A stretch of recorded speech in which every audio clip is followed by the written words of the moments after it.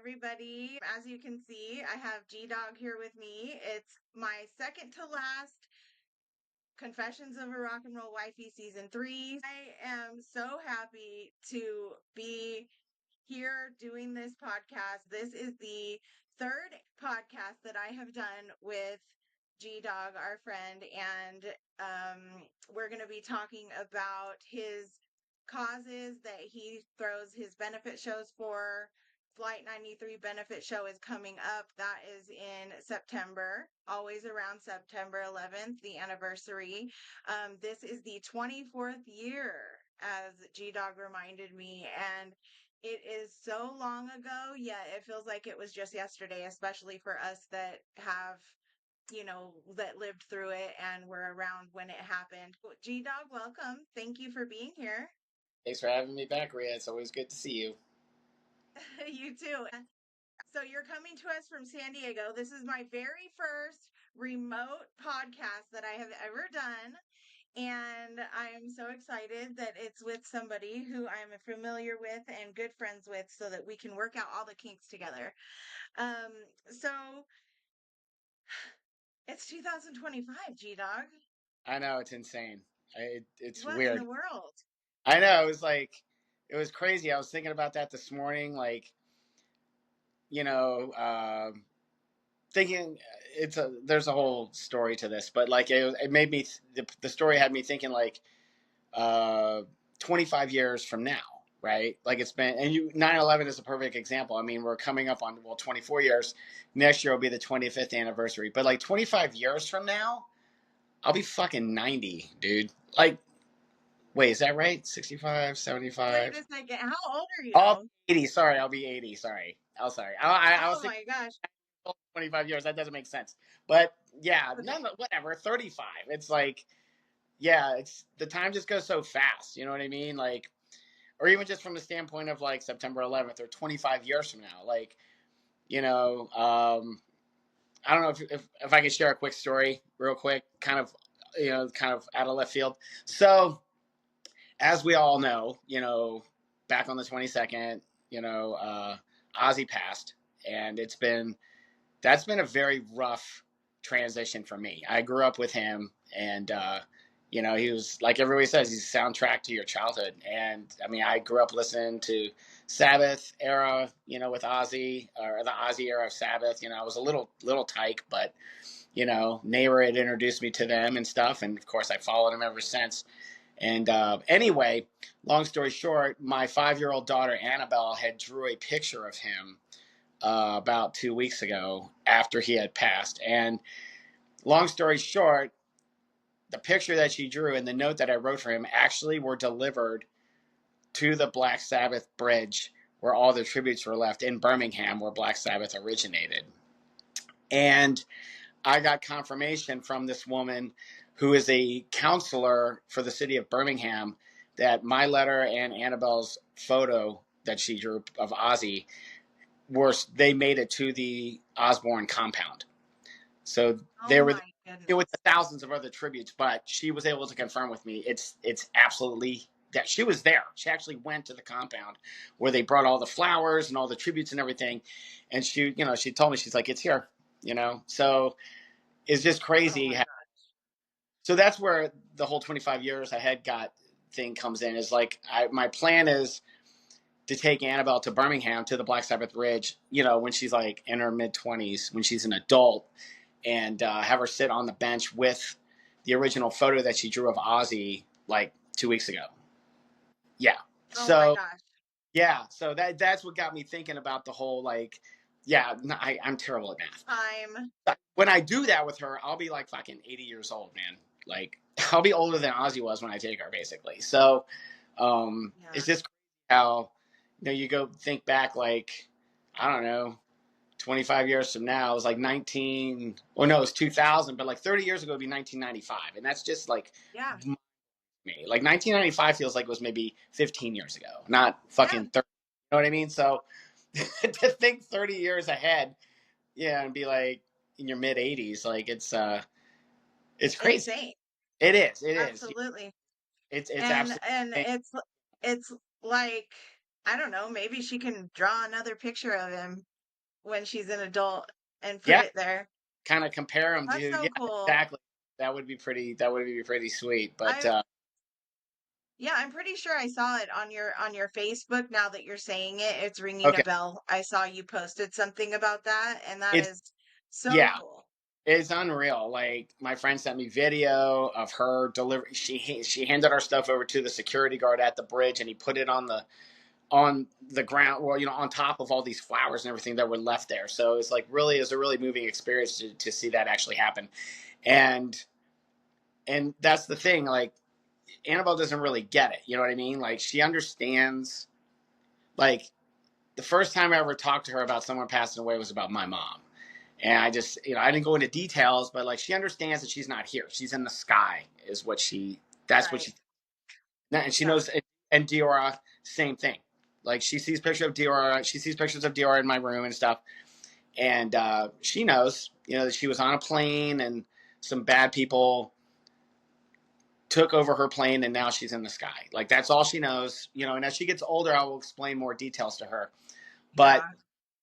so yeah, same thing with Ozzy. She understands that he's no longer on Earth. He's in the sky now. But everybody else who knows about this picture is like in the Black Sabbath community on Facebook, like they were blown away by what she did. Like they're like, you need to get that tattooed. You need to get that on a shirt. Make sure. And then when I found out it went to his, to the Osbourne compound, I was just absolutely blown away. You know what I mean? Like, and everybody was blown away that I told about it. And it's just interesting because Annabelle's like, she's. I'm like, isn't this amazing? And she's like, yeah. She doesn't get the full impact of it yet. You know what I mean? But that's something I'm looking forward to when she's older, is to be able to explain that to her.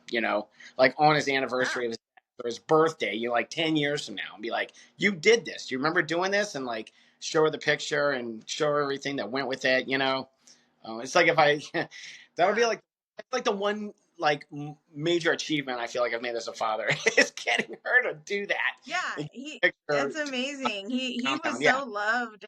He was wild and crazy, but people loved him for who he was, and like it's just so crazy, like and amazing, and that he touched as a person, he touched Yeah. so many lives, and there's people who drew pictures of him that didn't even get to him, but the fact that hers got all the way over there when it feels so far away, awesome, It for is amazing. sure.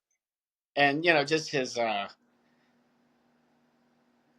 he was a father, he was a grandfather, and he was a humanitarian. He did so many great things. And then, of course, his final show with all the money they raised for Children's Hospital of Birmingham and the Acorn Children's Hospice and Cure Parkinson's, like it's cool. I feel like I have that connection, like because I work with people with disabilities and things of that nature and do the charity things that I like to do. So I feel like Yeah. Ozzy had that humanitarian connection, which makes it even that much more special. Like the stuff that I do, Yes. it's like it's way more special to me now after seeing everything he's done. You know what I mean? So it's kind of like Yeah. passing the torch in a way. You know what I mean, to people who did things like that. Um, Absolutely, definitely. And like honestly, I've only cried at a few people who've passed that are like famous, And it's weird because I didn't even think I would be that impacted because, he's elderly man, like come on, let's say what it is. He was old and that's what happens. People pass, but like, when I watched back his last concert after he passed, right, I was like a mess. It was just like, and then hearing how he didn't take the pills and like right. all that just so that he could do a good performance. I think that's so beautiful. Yeah, you got to get comfortable. Basically, one of the other people that I had cried about when they passed was Chester Bennington, but Oh yeah, but but you know, Ozzy, he just had such a influential, long, awesome life. His family, when I saw them at the funeral and everything, I mean, that was sad. it Little was. It was Sharon. terrible. It was really rough to see Hmm. that. It was great to see the thousands of people that came out to support though. You know what I mean? It was like a very emotional experience watching the procession live. You know what I mean? I was sitting here in my kitchen at 5 a.m. when they started it, and it's like you see them and you can see they're very devastated, but in the background you just hear everyone screaming and chanting like Ozzy, Ozzy. You know, it was Yeah. yeah. Yeah. It's you felt that, man, and you know we were feeling. I'm sitting in my kitchen by myself in the middle of the at 5 a.m. You know, everyone else in my house is asleep, and I was like, I was a ball of tears, man. You know, and yeah, it's it's been a rough, like you said, I mean, I'm like you said, like celebrity deaths. Yeah, of course, like it's hard when anyone passes away, but like when somebody like him, who's been a part of your life since you were a child, you know what I mean? Like he was my first live show. Like I still have my ticket stub, April 16th, 1986, and it was, dude, life changing. Like that's what started me going to live shows, and like I've been going to live shows. I mean, since that night, like I mean, it's been almost 40 years. So I mean, Yep. he changed my life, And man. Ozzy Yeah. sounded like that without auto tune and without, all the tricks. That's Oh yeah, literally what he sounds like. totally raw. Yeah, it was amazing. So, That's so cool. yeah, It's yeah. crazy. How is everybody getting old except for us, G-Dog? I don't know, man. I don't know. Must be. I don't know. I think someone up there's taking care of us No, from. I think Yeah. we are too. It's just we don't know. We don't know because we're Yeah, just still living our happy old life. But that's yeah, right. it's crazy. I turned 45 this year. Oh my goodness, 45. I know. I Man. know. God, we're We've we're known all each just we other all for a used to be. long time, huh? I know, man. Like, God, we were babies back in the day, like raging at Dream Street and at Brick, like, yeah. I mean, I was hanging out with you guys. I was still in my 30s, man. Like, and now I'm 55, Uh-huh. but, you know, kids Yeah, and married. And yeah, it's like crazy how life, these major changes happen, you know what I mean? it But is. we're still all metalheads and we still do our Still shit, doing you know it. what I mean? So, yeah, Mm-hmm. it's like even like you guys are in Arkansas now, and I'm still in San Diego, like a lot of us are, and but the Yeah, connection's still there. It's like we're just in different absolutely. parts of the country. Like nothing's changed as far as friendship goes. You know what I mean? Right. So And yeah. and thank goodness for the internet and for streaming and for technology and all that. Oh yeah, That's great. It just it opens up the world, you know what I mean? Like, it sure especially does. now that I don't live over there anymore. I absolutely that's my home and everything, but like it's just kind of opened up the world to me and made me feel like, "Oh, I can travel to this state. I can travel to that state. I can do this. Right. I can do that." Same with Darren's band. It's been so like eye opening for them. Yeah. They are still planning on touring more, but they're dudes. They lack Yeah. sometimes. It is what it is. Yeah. No, but they're gonna have something coming up soon. So what annual, which year is this for the benefit show So so as far as like anniversary for me doing the for shows, you? I guess this would be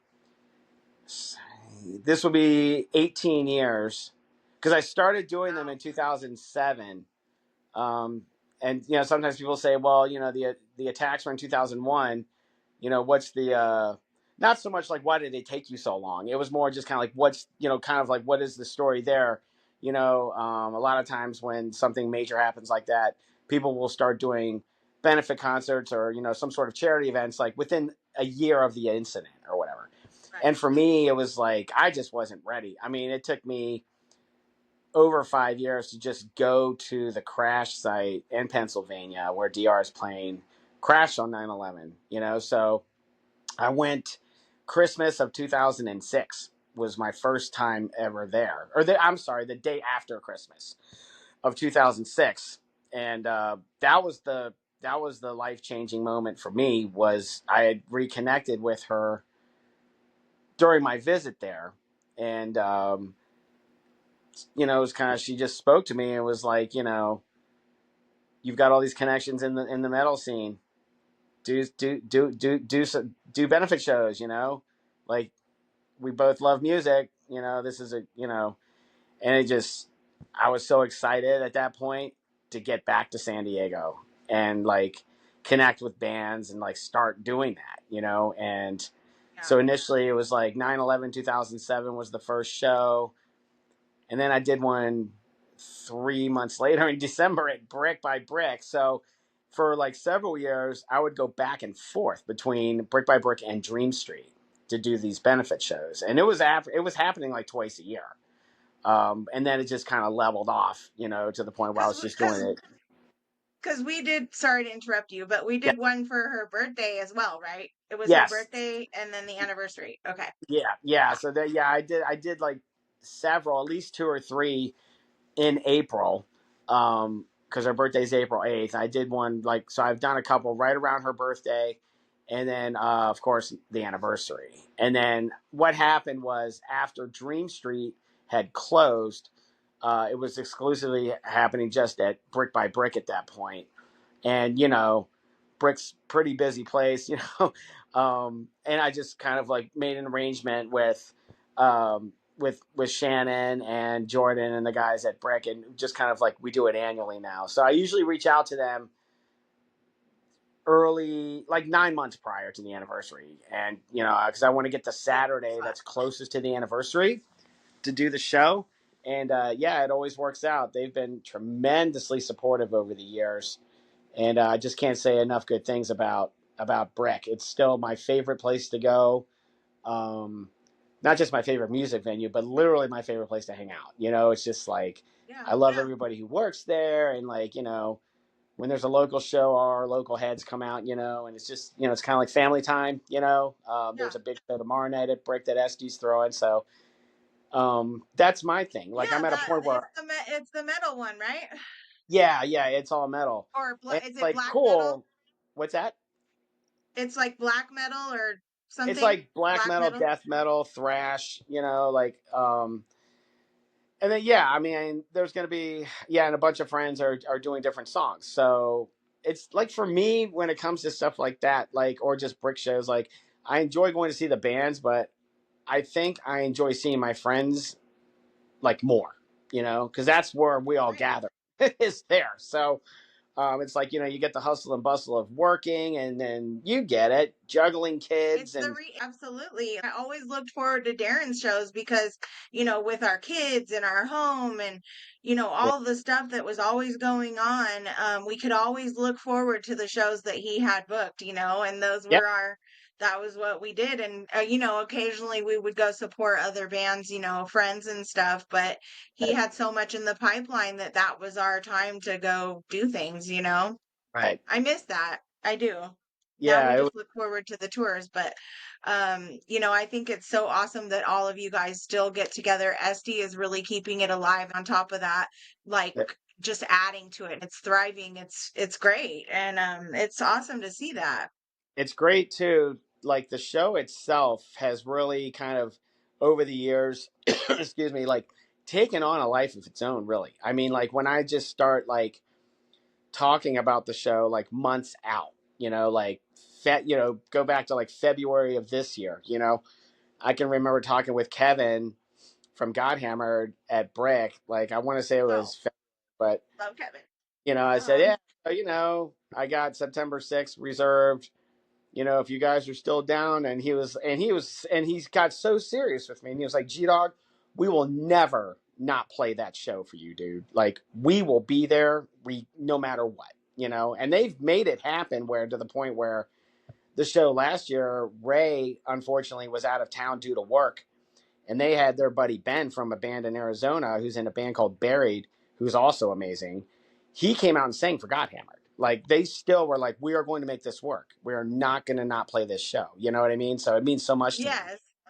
So it just I really freaking like means love the that. world when bands do that. You know, like, and that's the Yeah. thing. It's like Well, they're playing for free. Like this is not a paid gig. Like they're going out there to support firefighter aid and be a part of this amazing cause. I say that's true God hammered style too, because they switch up their people all the time. Yeah. They're like, you want to sing tonight? You want to play guitar? Oh yeah, yeah. They adapt well, and they have over the years. And that was the thing. So like initially when I started doing the shows, like I was doing to raise money for Flight 93 National Memorial, and that was the flight Diora was on. And So there was a certain element of the memorial that Diora's mother and I had come to a determination that I would raise money for. And there's an area, as you enter the memorial, there's this giant 93-foot tower called the Tower of Voices. And inside the tower, it contains 40 different wind chimes. Each chime represents a passenger and crew member, and they all make their own very distinct sounds to represent their individuality. But when they Wow. all make music together, that's representing them coming together when they fought the terrorists. So it's an I love amazing. that. And so when we got the concept of the Tower of Voices, when it was presented, Debbie, Diora's mother, and I, we talked about it, and she was like, "You should raise money for the tower exclusively." And I was like, "Yeah, fuck yeah, man!" Like that's and I would know exactly where the money from the show was going. It's not just going into a big That is pot so cool. of money for the memorial itself, which would have been great also. But it's like this made it more personal. You know what I mean? And so when the tower was done, at that point, I was like, okay, well, these shows have been going on for so long. Like, I'm not going to stop doing it. The only question is now, where is the money going to go at this point? And when I signed up for the 9/11 stair climb, uh, I want to say, I don't know how long it's been now, at least probably 5 years, maybe close to 5 years. We shifted our focus to now raising money, like the benefit show. The money from the benefit show now goes to firefighter aid. So we're raising money in Diora's memory for firefighter aid. And so the Yeah. benefit show and the annual San Diego 9/11 stair climb are connected because the 9/11 stair climb is to raise money for firefighter aid. So, Yeah. and we have a team that I started years ago, Team Diora, and we've got Hmm. probably, it fluctuates year to year. We have probably anywhere from like 15 to 20 members um, that come out and do the stair climb every year. So we raise money, usually starting in the summer, and we're up to about we're close to 5,000 right now.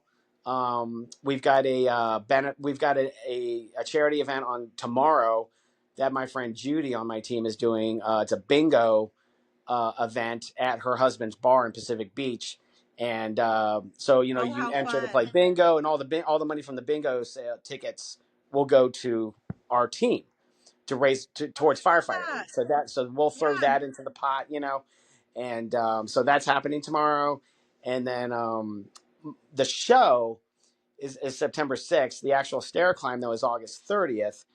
So the money from the benefit show though is still going to firefighter aid and towards our team because we can still raise money through the month of September. So we actually have the whole month. So the money from Yeah. the show on September 6th will go to Team Diora for firefighter aid. Oh, So that's amazing. So yeah, now anybody who goes to the show and the goes like, I should have brought something, or how can I help? They have till the end of the month yep, after that to to still donate. And I love that because like for me, I would love to donate, but I got to wait till payday. You know what I mean? yeah, no, It's and that's the like, thing. so it's like a Yeah, good way to get people in the mindset of like, okay, if you want to donate, you still can. You have this time, it's correct. great. Yeah, you've got time to get. If you want to make a donation, there's still plenty of time.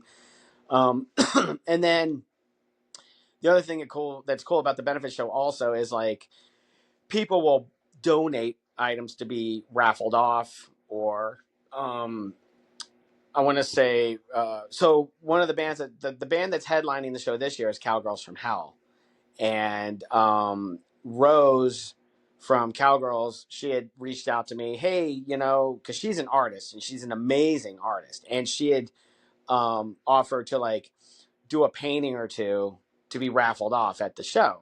So the raffle tickets, that money will go towards firefighter Oh, aid. So it's cool. People I jump love in like, that. oh, let me donate this, and Yes. it's really Now amazing. you have Yeah, a whole bazaar of things that can be sold for this. I love it. yeah, It's a great it's really cool. idea. And sometimes the band members, like, their merch or whatever, oh, half our merch sales here, take the money, Yeah. whatever. So, um, yeah, I mean, the San Diego metal scene So for our show, they're just above and beyond when it comes to being supportive. Like, what about brick by brick? oh, well, Brick Can I also. ask? So with my shows, we just do a 50-50 door split. Okay. So, yeah. and I That's keep fair, I yeah. So think. let's say $10 a head. 200 people come. That's $2,000. I would take 1,000, Yeah. and that's And not. that's But like then, their on donation. yeah, exactly. So it'd be like 1,000 from the door, for example. If it was like we sold 200 tickets, I would take 1,000 from the door plus whatever we sell in the raffle too. Like that's 100% of the raffle sales go to me to go That's to so our good. team.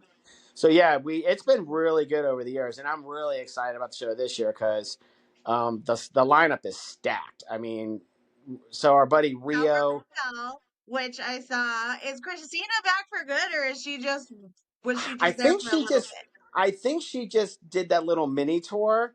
I saw them when they came here, or they closed out So their little tour in San Diego, and I saw her and caught up with her here. yeah, And Navajo, right?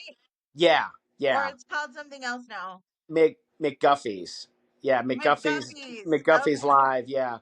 Oh man, So I used to work there when I was 21. there you go. Yeah, man, that I place has love been there that forever. place. Yeah, So it's been that was cool. wow. Yeah, I'm not Crazy. sure. So who's your drummer? That's the thing. I'm not sure who's drumming for. I mean, it's interesting because I want to say after. Oh God, who I'm trying to think. Well, Christina It's was. okay if you don't know. For a while it was a guy. That was the thing. They had a guy filling in on drums for a while, and then Christina. So I'm guessing the guy has returned and he's drumming for them, but I'm not sure.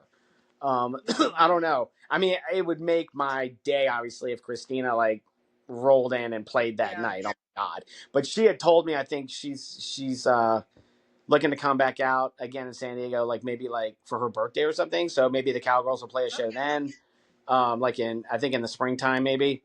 But yeah, Wow. they yeah, and I mean them. They bring so many heads, so Oh, they will. yes. They're going to greatly benefit our team that night. Yeah, they will greatly benefit our team that night for sure. Um, and I think, and it's great too for the other bands too. It's Cowgirls from Hell, Yep. Got Hammered, and Sleeping Faceless. Yes, Anybody else? and there's an opener. Our friend Rio, he's got his own Oh, project. Rio. That's Yeah, right. yeah. So So Rio's going to Rio, be does he just yeah. do? Does he? It's just him. It's no, he actually has a band. He has like a project that Oh, and they're debuting at the show. So this will be their debut. do they have a So vocalist? I guess I'm kind of like Why I'm asking is because I also know that he was playing with Travis a little bit as right, well. right. So last year at the 9/11 show, Travis and Rio opened the show, and Okay. it was actually Fractures had closed the show, and that was Travis's comeback show after once he got in remission. So that was a big night. Oh my God, that was like a really emotional night. Okay. And Yeah, so now so you're reminding me that we actually skipped a year on the podcast. So we didn't get together about this last year that's right. You're right. because we would have We talked didn't. about it. That's right. Yeah, we did it Yeah. 2 years ago last time with Darren Mm, and Kevin and Sean. Yeah, yes. that's it. Yes. Was yeah. The year before was with Sean and me and you. Oh, And that's that was God. really fun. I can't keep Yeah. up anymore. It's okay. Um, I know. It's uh, okay. But no, that both of those were a couple of my most favorite episodes I've done. yeah, that was Because fun. y'all are so interesting. I could sit there and talk with you guys like literally all day probably. But that's so cool. It's gonna be fun then. I think that every single band will bring a lot of people, like you said. I So think it they should be good. will. Yeah, and I think it'll be cool because Cowgirls they just draw such a huge crowd, and my feeling is they will draw people that don't know God Hammered or don't know Sleeping Faceless. You know what I mean? If they come early enough, and it's like that will bring them Yes. more. That will build their following up as well. So having Cowgirls headline is like Yes. huge. You know what I mean? Yes. And So it's a perfect example of how this kind of show can benefit everybody, right, that's the idea. Like when people come to me and they're like, "Oh my God, can I get on?" Like I have a new project, or we would love to play. We've never done it before.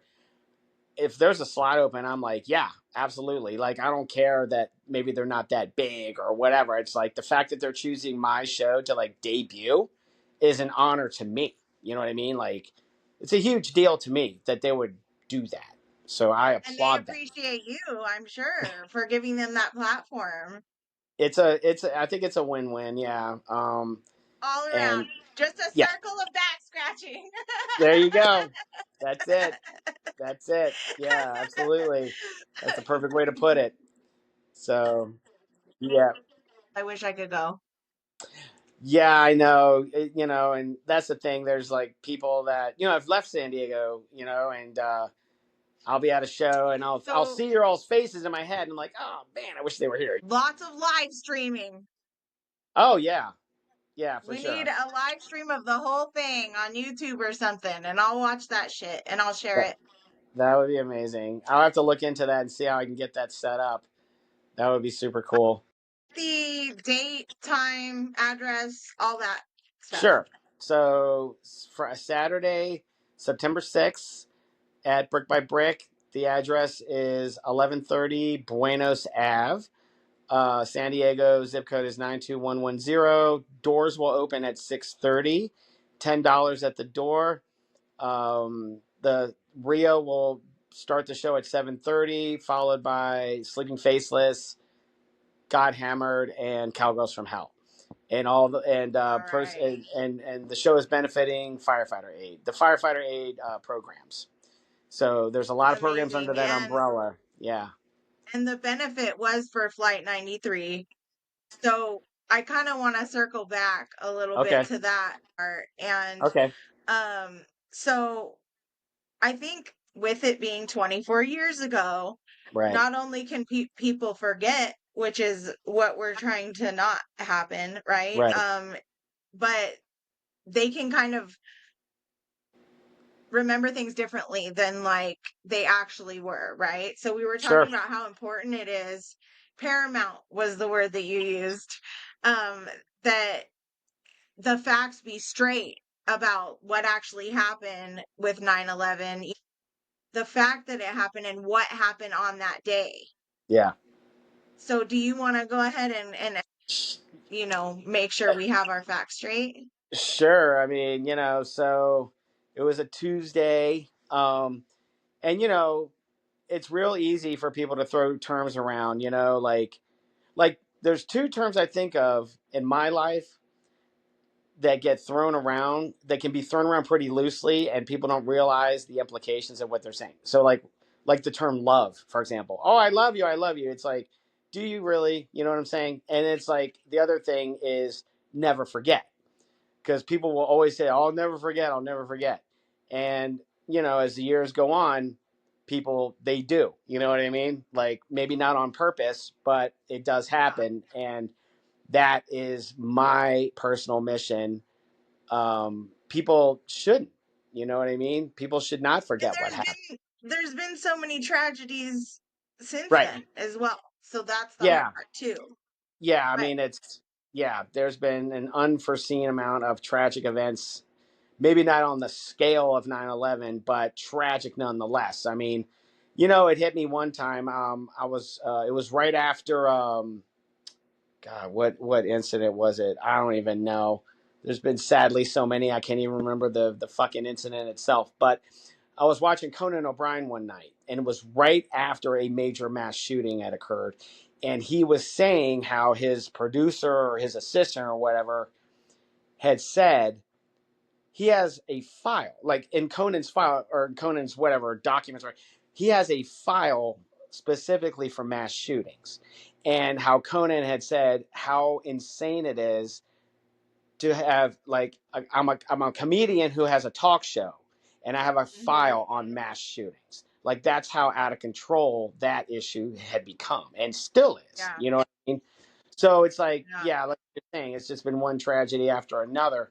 Um, but yeah, so as far as But this was like, a big one. yeah, yeah. So with 9/11, I mean, I try to make sure people don't forget in different ways. You know what I mean? Like the second you walk in my house, like there you go, right behind me is, the fucking towers are right in your face, man. You know what I mean? Like, um, you go any, I've got pictures of DR all over the house, and my Flight 93 flag and my 9/11 flag and stuff. Like it's just my friendly duty to make sure to her that people don't forget what she did and what happened to her. And Yes. that goes without saying for all the other families that are going through this, Yeah. I've become very close with a lot of Flight 93 families, of course, over the years, but then it's branched out to, I'm very good friends with my friend Tilly, who lives in New York. She lives about an hour north of the city. Her father was FDNY, and he died in the South Tower when it came down. So I've become friends with her over the years, and we've got, a connection. She's a metalhead too, her and her husband, so we've got that connection. But I guess that's been part of the process for me, is searching It for changed your life. some kind of, I always try to find the positive in things, and so that has been a positive thing coming from this, is my network of friends and family have increased Yeah. dramatically over the And years. all the people from that flight is the people that they know that their family members who passed were a part of fighting the terrorists. Right. Yeah. So that flight, it, it departed on September 11th out of Newark International Airport in Jersey. It was supposed to take off at, God, what time? I think it was at 8 o'clock flight, 8 a.m. flight.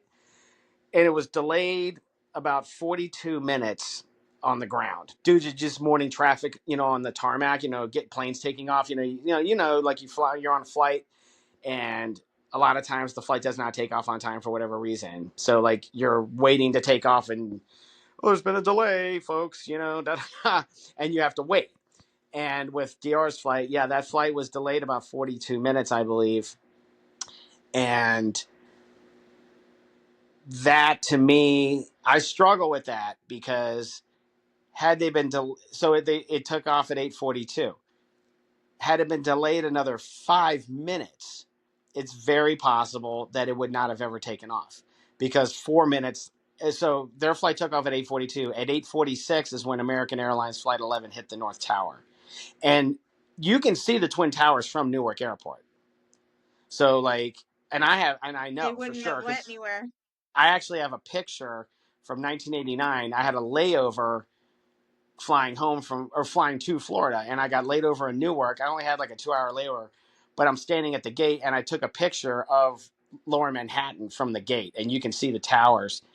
So yeah, I struggled with that. I still do. It's like, had they waited another, it's like they delayed her 42 fucking minutes. Like, why not 5 more minutes? You know what I mean? Like, would it have stopped them from taking off? I don't know, but I think it could have helped.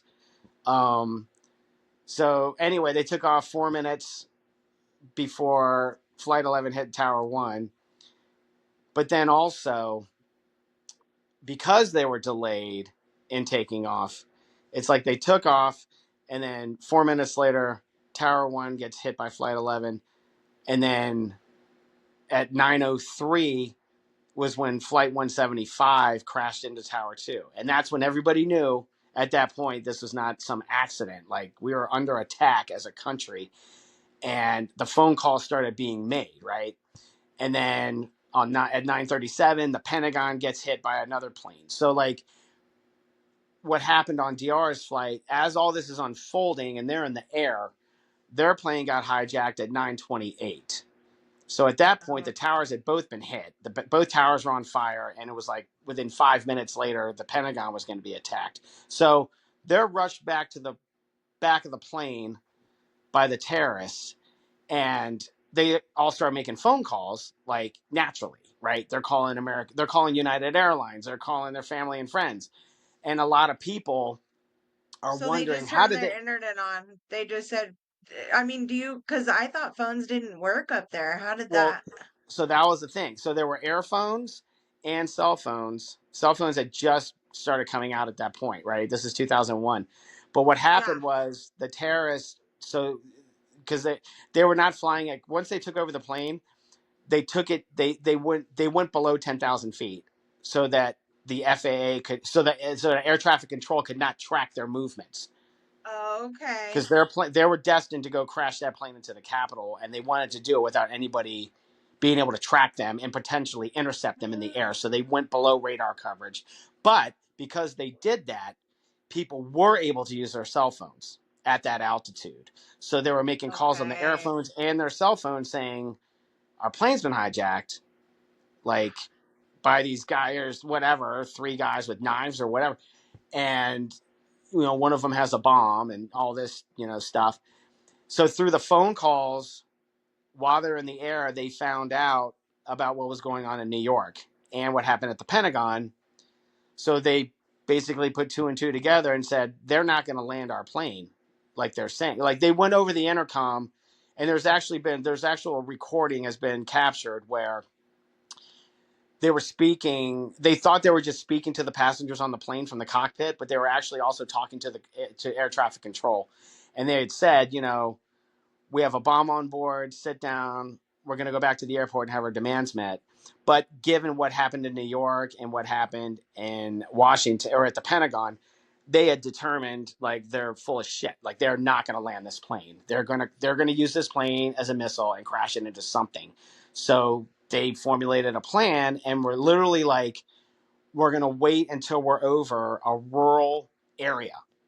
Like we don't want to start fighting with them over like a populated city. Like we want to make sure if this plane goes down, no one else is going to die on the ground. So they waited till they were over a rural area, and then at 9:57 a.m. they launched their attack on the terrorists and ultimately broke into the cockpit with the drink cart.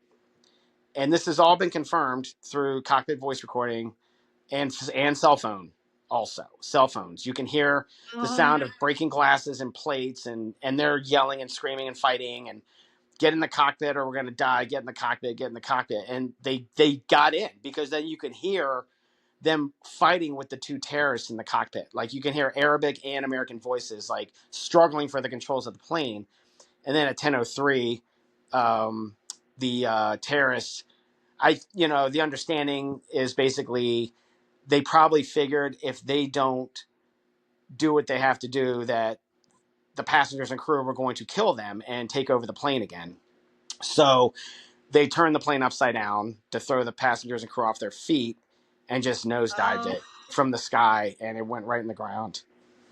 oh, So there were fuck. still and there were That is actually, even heavy. when they turned the plane upside down, like you can hear through the recordings, like there are Americans like still fighting them in the cockpit as the plane is literally hitting the ground. Like they did not stop fighting them. It's like No, I it's just mean, it's yeah, just such an that's so incredible amazing. story.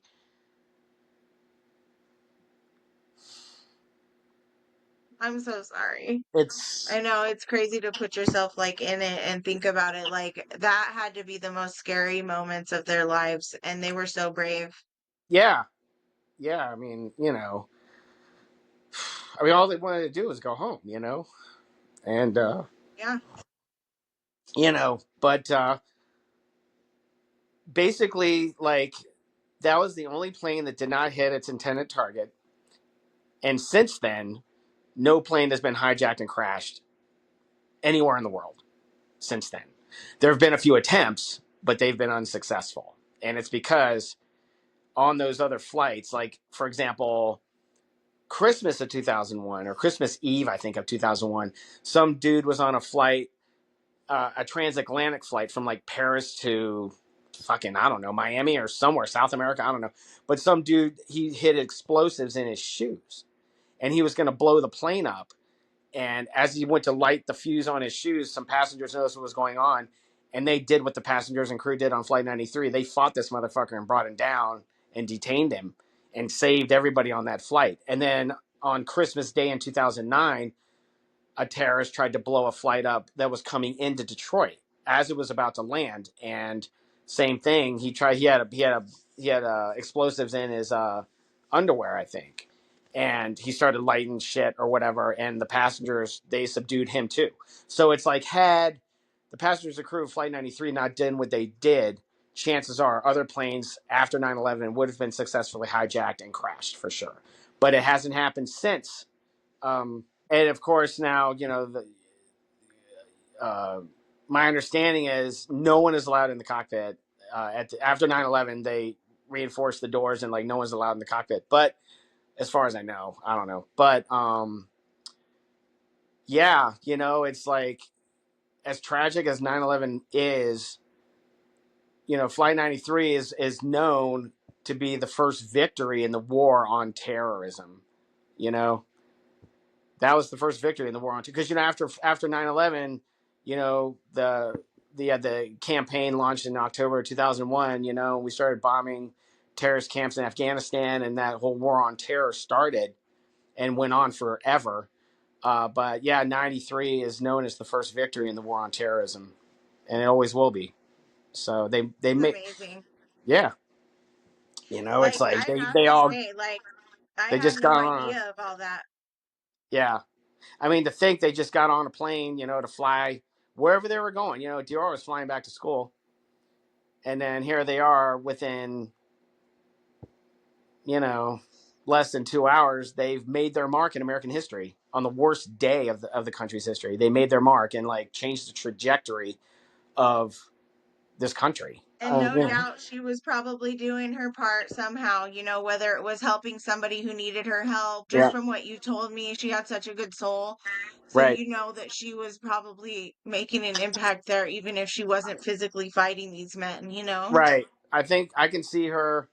Um, I see. I've thought about two different scenarios. Of course, I'll never know. At least, well, hopefully, when I go to the other side, I can ask her. But kind of what she did. But I think of like one or two things. Because I know one of the. I mean, I try not to. I didn't really want to learn much about the hijackers. But I do know one of them was fairly young, and I always like visualized in my head. I could see her talking to him like, are you Right. sure you really want to do this, and or I see her, like consoling other people, in that moment, like other passengers, or Yeah. crew members. Like I could see her like being there for them, holding their hand or Being whatever. the strong one. Yeah, Yeah. yeah. And it's like that. And then again, like, I mean, she was a leader, I mean, she was the captain of her basketball team. She was very athletic. I mean, she just led by example. So if she in fact did get up and like was fighting back too, I mean, it wouldn't surprise me. You know what I mean? It just wouldn't surprise me. So I think she Well, was you're doing doing good. such a great job at keeping her memory alive and like I mean, like even me, like you've moved me and I've never met her and it continues to touch people and I think this is so awesome that we were able to talk about all of this because Yeah, I think the majority of people do kind of walk around just thinking, "Oh yeah, I remember 9/11. I remember, oh that happened, right?" kind of thing. right. But to be reminded of the details and like you said it was flight 11 and flight what was it? 7 One set. Yeah, Flight 11 and Flight 175. They're the ones that hit the 175. towers. Yeah, Yeah, and those are the ones that hit and first of all, it's ironic that one of them is 11 which right. is weird, but Yeah, excuse me. But I think that, a lot of the details got lost for especially for some of the young people because I think the older generation, or should I say the people that were like at least I don't know, 20 and over, 25 and over, sure. they were watching the news, they were paying attention to the details, they knew exactly what happened. A lot of the younger people just knew, oh my gosh, this devastating thing happened. They didn't quite understand everything, just that it happened. So, um, reminding people of Flight 93 specifically is important. It's easy to get those confused and to not know. You say Flight 93, and That's the in thing, my it's a generation, lot of times they will, the media, because, we live in a media driven society and people go by what they hear in the media as the truth and accurate. And even within a few years, even, like 2002 and 2003, 9/11 was starting to be referred to as the attacks in New York and Washington. Right. And it's like, yes, that's true. Attacks occurred in New York and Washington, but I mean, technically the Pentagon is in Arlington, Virginia, but it's right on the border of DC. Um, they just in the refer to Washington the because it's our DMV. capital, but they don't mention. Not a lot of media articles would not mention Flight 93 because it didn't hit a target. And but there's a story. There's a reason for that, and the reason is because the passengers and crew made sure it didn't happen. So it's like I tell people, like if you're watching the news or you're watching some movie or some show or you're in DC and you see the Capitol building is standing because of Diora and those people on that flight. If it wasn't for them, that plane would have hit the Capitol for sure. There's not a doubt in my mind. And it's all because of how it went off. Like had the plane. So that's again with their takeoff time.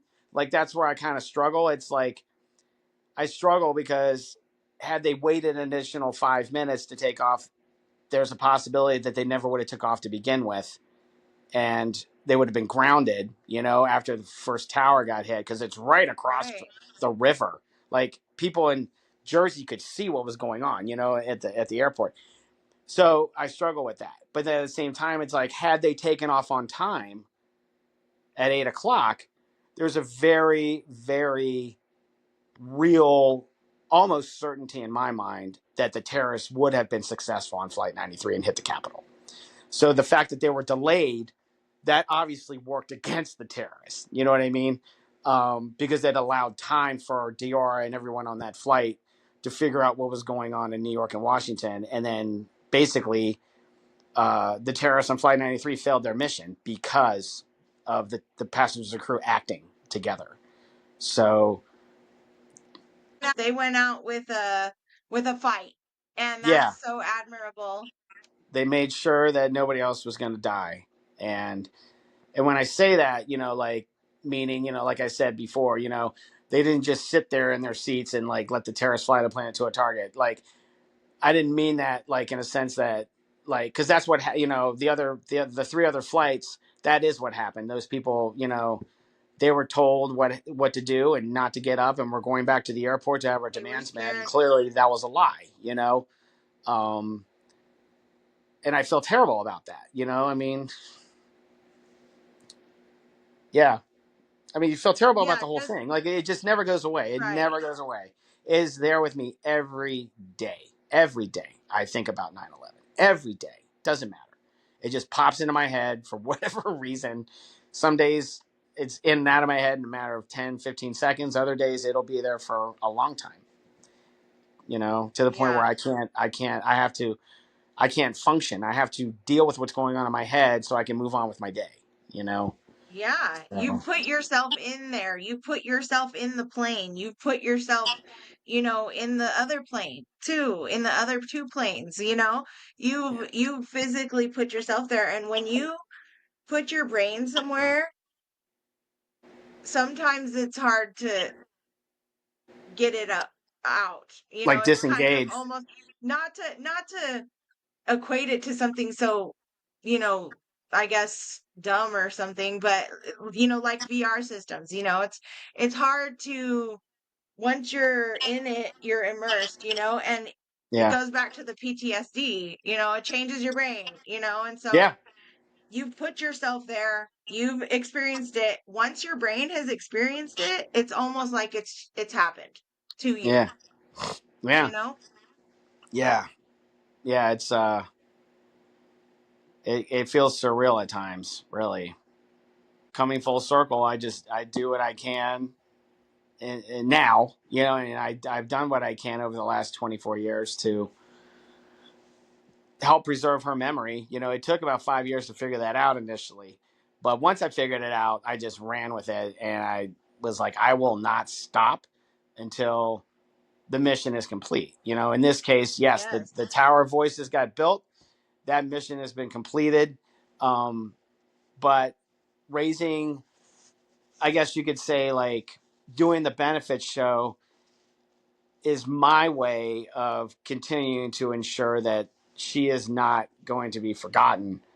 And it's just doing it in a different way, Yeah. like we're doing it for firefighter aid. You know what I mean? It's like, we're the stair climb. It's all connected. You know what I mean? So I guess it's my it kind of Yes. helps me. It's like there that anxiety is ramping up, the anniversary coming, and but at the same time I try to focus on the good. Like I've got a team of people who are going to climb 110 flights Yeah. in her memory. I And have bands that are going to go and play for her. You know what I mean? Like these are all beautiful things that I'm not entitled to. Like people do this out of the goodness of their heart. You know what I mean? It's crazy how something so tragic can bring something so beautiful. You know, yeah. Yeah. it's And it's, that's it's what it's all insane. about. And for me, that's where the terrorists don't win. You know what I mean? It's like you haven't broke us, dude. Like you haven't broke me. Sometimes I feel like you have, but you haven't. So yeah, it's uh, it's a Well, great you're thing, doing a man. great job at Thank putting you. that energy towards something that's positive and constructive and helps other people, and it keeps her memory alive. And all of the people who are on Flight 93, they're all of their families, they get to, just think of their family members as heroes and as fighters, and you Yeah, know, um, it's it's a beautiful thing when it comes right down to it. It is a very big tragedy. Um, that goes without saying, you know what I mean? man. But it's like you said, something beautiful came out of it, and it's it's great. I'm It happy to is. see it, and I'm happy to support it. Yeah, I appreciate your support, Ria. Um, Of course, I appreciate your support too, bro.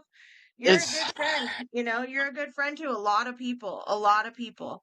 And I think that if any one of your friends go through anything, they would do the same, you would do the same for them.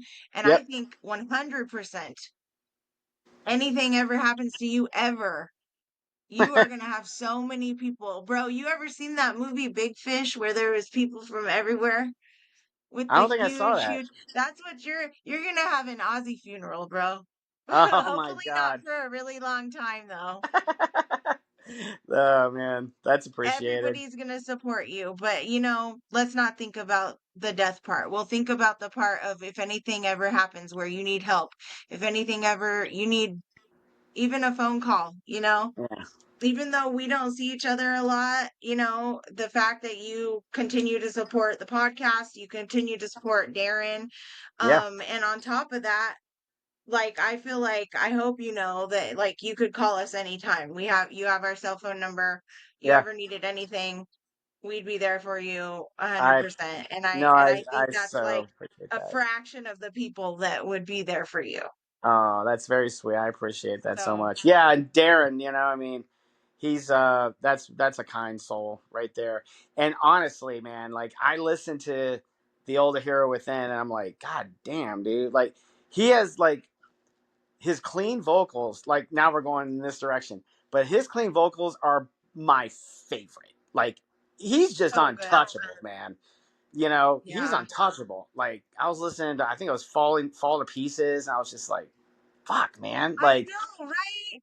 he's All the Hero so Within fucking stuff good, too. dude. I know. It's so good. When he gets together with a good band, like you give him a melody and he can come up with just some of the coolest stuff, Oh yeah, and man. stuff that makes you feel something. And that's why I was telling you like that new one home that they had. I was Yeah. like, G-Dog, you never heard this live, but you may have though. I don't know if they did it. I don't think they did it when they played Full Circle because I don't think they had it written yet. I think the first Okay. time or second time they ever performed it was when they played at Metalworks in Orlando, Florida. And Oh, so I okay. don't think, and that was after we had moved, because I Right. think they only played it a couple times with Steve. And Oh then when man. they got Matt in, that was one of the first ones that has not been recorded yet that they like that Matt is making he like made it his own pretty much because and then Oh, they okay. wrote a couple other ones. But yeah, I don't know. I agree. I'm not just biased either. I was a fan before. Yeah. Yeah. He's amazing. We were at God, I think Dante and Leanne's before they moved, and you guys were there. You were visiting actually, and Mhm. Darren played me and Jason something on his phone, and it was like not Sons on Fire. It wasn't here. It was new stuff, and man, we were just floored. I was like, dude, I need to buy this. He's like, you can't right now. I was like, fuck. But yeah, yeah, yeah, man. Was it the Norse, or was it the project that he did, the Sacred Life stuff that he I recorded think it with was Frank? that. I think it was that. I don't think it Okay. was. I don't think it was a. I don't remember it He being never metal. released it. Oh man, dude, that God, he song was makes me so crazy. sick. Yeah, It was that's so good. it was. It was absolutely amazing. Yeah, and Okay. yeah, I mean, but he's always been a man. The One Theory days, and We've yeah, always loved you. He's always loved you. I mean, man, I remember back then. It's been a crazy wild ride, and I'm so glad that, like, you're continuing to contribute to the metal scene. Of course, you're like, right now, you're like the fucking senior godfather over there. You, Dustin Kaimig, and Sean Frood, yeah. and a few others. Like Steve, he's been around for a really long time Oh too, yeah, for sure. from Swan and stuff. Oh And yeah, yeah, yeah. Oh yeah, man. I mean, there's been so many amazing staples in the metal scene out here in San Diego. Like, I've always loved this scene. Always, I mean, yeah, there's drama and bullshit, but in the end, it's like that's what happens when you're a family. You know what I mean? You get of drama and course. bullshit, man. It happens. But speaking of that, since we're talking about bands, metal scenes, and drama, how have you always been able to stay out of all of it? That's the What's your thing. secret? You're I so good just, at being able to sit there while somebody hates someone else and go to both functions, and everybody's like, G-Dogg! I mean, I've just, my whole thing has been like whatever, like two people hate each other, or they go south, or it's like it's sad to see that happen as from my perspective, but it's like I don't judge. Like I look at everyone as individual. They're all like you have like a couple, right? Married couple or just Right, couple going out together or whatever. Like they may be boyfriend and girlfriend, but they're both my friends as individuals. So like if we're cool, their bullshit that's going on between them, it doesn't. I don't like. I'm not going to take sides. I just won't do it. right, You know what I mean? right. Like I'm like if Yeah, you're cool with me, I'm cool with you. I keep it simple. Like I remember a long time yeah, ago, someone had said they're like, G-Dog, you're like Switzerland, like neutral. Like just yeah. And I that's just good. remain that way. I'm like I'm not going to lose a friend over stuff that has nothing to do with me. You know what I mean? Like Well, and you just keep your comments to yourself. You don't yeah, speak on the matter. I think that that can be something that can cause friction too. I just think it's really cool how you're able to do that, with everybody, and just be like that neutral person that everybody yeah, welcomes and everybody loves. And I think that when it comes to situations like that, the person, whoever feels like they're on the outs, or whatever, when they know they still got G-Dog, like that, it feels good. A lot of the times is people end up making up, and yeah. then the person who took sides, that's the one that ends up, like, not friends with one of the other Getting people. screwed. I feel like Yeah, that's the best reason to just stay out of everything. Um, so I was thinking, to kind of end our um special second to last confession season 3 podcast, is we could do, like, maybe a fun game, like rapid fire word association. So I'll yeah. name off some words, and then you just say immediately what you think. Oh boy. Okay, Okay. Yeah, ready? I'm ready. Jaeger. Meister. Pantera. Dimebag. Kiss. Gene. Paulette. Abuse. Friends. Family. Diora. Magical. Aw. Metal. Love. San Diego. Home. Okay. I think that was all my words. I loved that. Awesome. So, if you're watching this, thank you so much for watching. G-Dogg, you're the best. I think Thank this you. was such a great conversation. And honestly, like I said before, I could sit here and talk to you forever.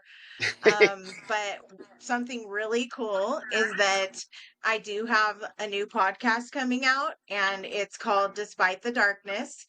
And it's something that I've been kind of like conceptualizing for over a year, I will say. It's taken me a long time, and I just always been the type of person, especially when it comes to these podcasts, where I have to like wrap my head around things and really get to where I'm ready to do something before I do it. And now it's like about to catapult. And I really appreciate you. You're going to be on that podcast. And so, everybody, please tune into that episode when we put it out. I appreciate everybody who's signed up. I have some really cool guests for that one. I'm going to actually be putting mine out pretty soon as Cool. well. Very, Yes. very So, cool. everybody, thank you so much for listening and watching. And G-Dogg, again, thank you so much. And even though this was, supposed to be our fun episode, we did get pretty deep there. But I absolutely appreciate so much everything that you said today. And just, thank you so Thank you. much. Thank you for your support over the years. Absolutely. Both you and Darren, seriously, means the world. You're helping me keep Diora's spirit alive in her memory and making sure her light still shines. So thank you so much. Definitely. Really appreciate it. And I know we can't be there, but I'll make a donation, and hopefully I don't want to say hopefully, you will. You're going to have a huge turnout for this show, and it's going to be a fun night, a great night. Are you going to be walking around with a boot or anything like that? We have a bucket, like a five A gallon bucket. bucket depot, and it's like covered in stickers and pictures of Diora and everything. So I kind of walk around with that. So hopefully Cool. we'll get a few bucks thrown in there. Looking forward to it. Absolutely, it's going to be amazing. Awesome. All right. Well, thank you everybody so much for watching. Thank you so much, G-Dogg. And then I will say goodbye to you. Okay. Thank you. Thank you so much again to everybody who hung out and listened to this podcast. If you would like to donate, you can go to raceroster.com, and it's Team Diora, and it's G-Dogg is the one who's raising the money. So far, they've raised about $516, which is great, but the goal is at $2,977. So they still are working hard to catch their goal, and they'll be collecting money all the way to the end of September. If you have the time and you're in San Diego, please go to Brick by Brick San Diego on September 6th, 2025 for this awesome show, for this awesome cause. And I know G-Dogg would appreciate it greatly. Again, that's raceroster.com, Team Diora, and you can donate there. You can help Greg raise money for the 2025 San Diego 9/11 Memorial Stair Climb fundraising campaign. Um, let's go. Help keep Diora's memory alive. Thank you. I'm so excited to announce I'm booking now for Despite the Darkness. Let me know if you want to tell your story.